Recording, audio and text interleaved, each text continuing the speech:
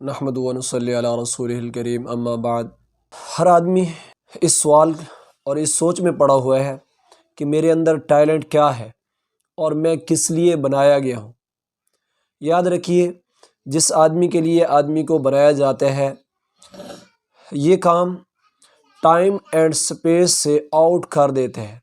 میں اس کو یوں کہہ سکتا ہوں کہ یہ چیز انسان کو زمان و مکان کی قید سے پاک کر دیتی ہے۔ انسان جس کام کے لیے بنایا گیا ہوتا ہے، وہ اس کا عشق ہوتا ہے، وہ اس کی لگن ہوتی ہے، وہی اس کی زندگی کا محور ہوتا ہے۔ اس کے لیے نہ تو وہ کسی جگہ کا سہارا لیتے ہیں اور نہ ہی کوئی وقت دیکھتا ہے، اپنی رات دن کی ساری سرگرمیاں اس پہ لگا دیتے ہیں۔ پھر اسی سے اس آدمی کو جو ہے نا وہ عزتیں ملتی ہیں، اسی سے اس کو پھل ملتے ہیں، کامیابیاں ملتی ہیں۔ نمبر 2، جس کام کے لیے آدمی کو بنایا جاتا ہے تو آدمی کو اس کے کرنے میں کبھی تھکاوٹ محسوس نہیں ہوتی، کبھی تھکتا نہیں۔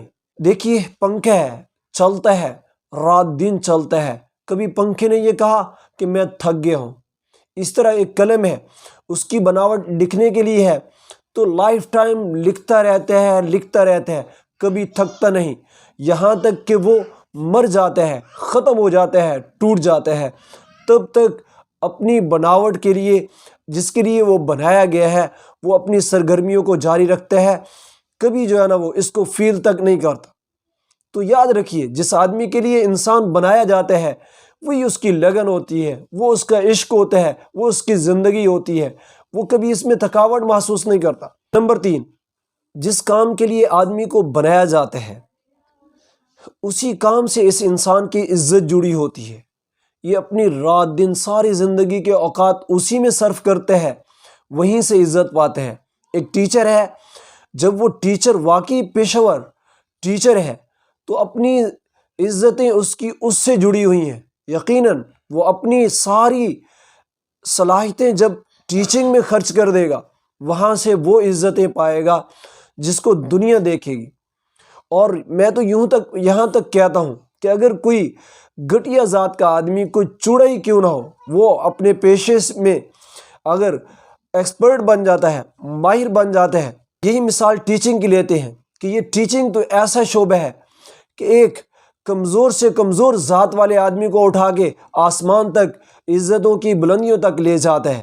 اور اسی طرح کوئی بھی انسان جس کام میں مرضی وہ ماہر بن جائے، ایکسپرٹ بن جائے، پھر بھلے وہ جنگل کی زندگی کیوں نہ گزارے، لوگ وہاں اس کے پاس آئیں گے اور وہاں سے اس سے استفادہ کریں گے۔ آپ اپنے کام کو عشق کی حد تک کیجئے، پھر دیکھیے کہ وہاں سے عزتیں آپ کو کیسے ملتی ہیں۔ اور ہاں، یاد رکھیے کہ جس کام کے لیے انسان کو بنایا گیا ہوتا ہے، وہ معاوضے سے پاک ہوتا ہے۔ کبھی اس میں انسان یہ نہیں محسوس کرتا، یہ اس کے انتظار میں نہیں رہتا کہ مجھے اس سے کیا بدلہ ملے گا، مجھے کیا معاوضہ ملے گا، کیا حق الخدمت ملے گا۔ نہیں، وہ کام اس کا عشق ہے، اس کو اس سب سے بری ہو کر، اس سب سے آزاد ہو کر اپنی اس عشق میں زندگی گزارنی ہے۔